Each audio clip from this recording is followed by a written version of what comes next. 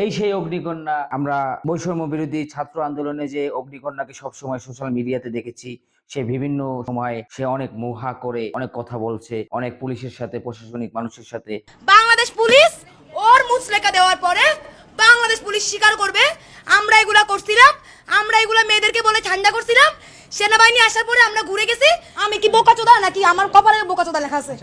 Army কেন থানায়? আর্মিকে থানা থেকে বের করো। আচ্ছা বাবা আছে এখানে ফেরা হবে পারলে রেপিস্টের বিচারের জন্য খুন হবো আজকে। উনি রেপিস্টের হয়ে দালালি করতে থানায় ঢুকছে, শেষ। দালালি করতে কারো হয়ে আমি তাইলে এখনো সেন্স করতে দাও, দিব না ওনাকে শেষ করতে। উনি এই পুলিশের আর্মির স্বীকারোক্তি দিতে হবে যে আমরা এতগুলো শয়ে শয়ে স্টুডেন্টকে 5 ঘন্টা মিথ্যে কথা বলে ঝুলায় রাখা, 5 ঘন্টা পরে আমরা আমাদের স্টেটমেন্ট তুলে নিছি।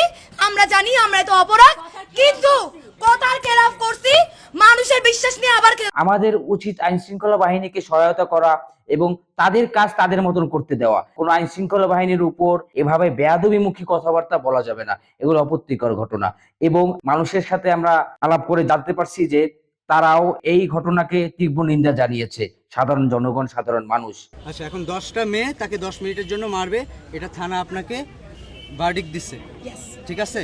এখন আমি আপনাদের বলি, বাংলাদেশ সেনাবাহিনী এখন থানার প্রোটেকশনের জন্য এবং বাহিরে যে কোনো ধরনের বিশৃঙ্খলা, মারামারি, আগুন, অরাজকতা সকল কিছুর জন্য, আচ্ছা, থানার প্রোটেকশনের জন্য আমরা deployed. If you don't know, please যেখান ওকে, থেকে তাইলে এবার আমি বলি। হ্যাঁ, বলেন। সো ওয়েট, আমরা জানি থানাও বাংলাদেশ আর্মি প্রথম 4 ঘন্টা কই ছিল? আচ্ছা, কই তাল ছিড়তেছিল? শুনেন। কেন তাহলে পুলিশ নিল কাজ? শুনেন, ঠিক আইন আছে, সঙ্গত না, ওকে, এইটা কাম্য না। সেনাবাহিনী বাংলাদেশ সেনাবাহিনী এটা করতে দিবে না। হ্যাঁ। তাইলে ও ঢাকা বিশ্ববিদ্যালয়ের স্টুডেন্ট, ঢাকা বিশ্ববিদ্যালয়ের একটা স্বায়ত্তশাসিত প্রতিষ্ঠান, এখন ওকে প্রতিষ্ঠান মাফিক শাস্তি দেওয়া হবে, যেখানে বাংলাদেশ সেনাবাহিনী ঢুকতে আচ্ছা, পারবে না।